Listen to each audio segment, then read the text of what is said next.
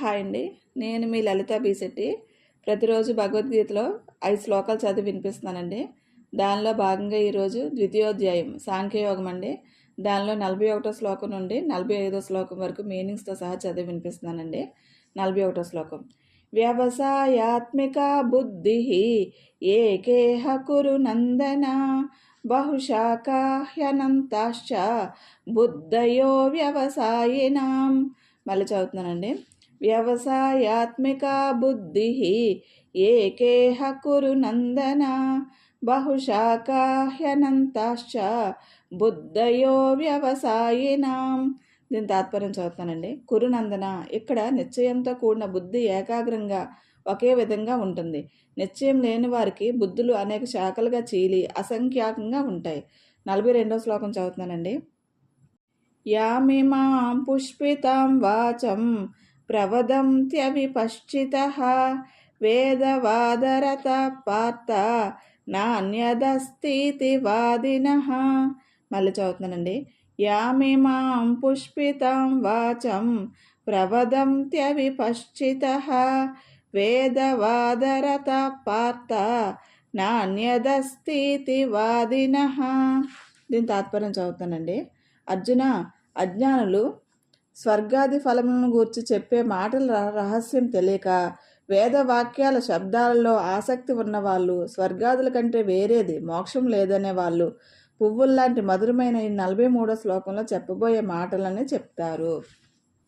43వ శ్లోకం చదువుతున్నానండి.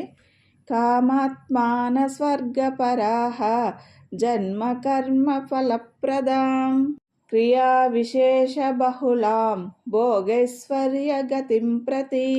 మళ్ళీ చదువుతున్నానండి.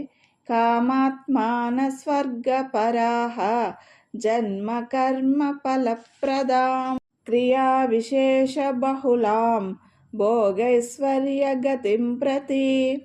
దీని తాత్పర్యం చదువుతున్నానండి.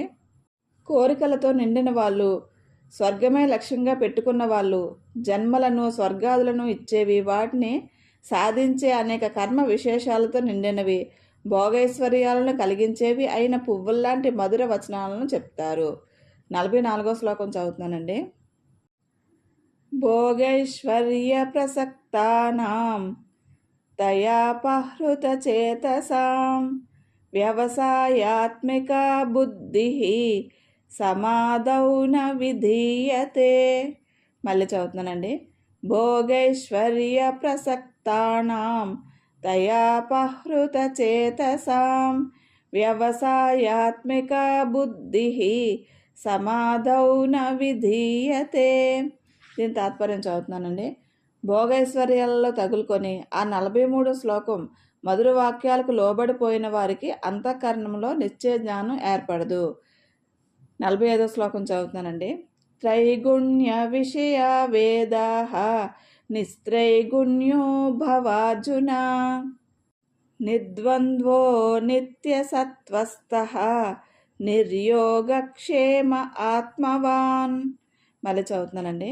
త్రైగుణ్య విషయ వేదాః నిస్త్రైగుణ్యో భవార్జున నిర్ద్వంద్వో నిత్యసత్వస్థః నిర్యోగక్షేమ ఆత్మవాన్. దీని తాత్పర్యం చదువుతానండి.